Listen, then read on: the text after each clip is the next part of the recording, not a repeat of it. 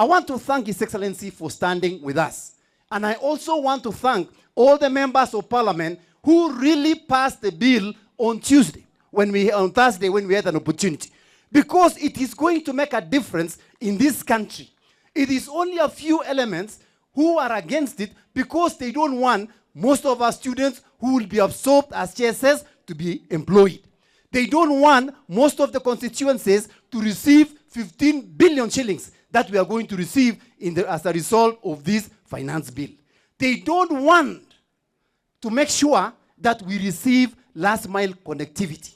And so, as MOSOP and as leaders from this region, we want to make it very clear that we are going to stand and we are going to pass the bill for the good of this country.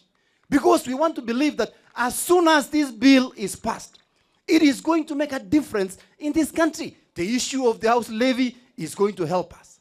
The issue of extra NGAF and also NGCDF is going to make a difference. So as leaders of this region and the leaders in this country, we have decided we are going to stand, we are going to pass, and it is going to make a difference because it will help the whole country. It will help Kenya to move to the next level.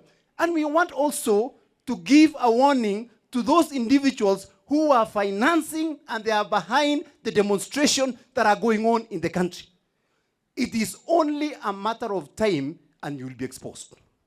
It is only a matter of time and you will be exposed and you will pay the price. There is no way you are going to use our young people.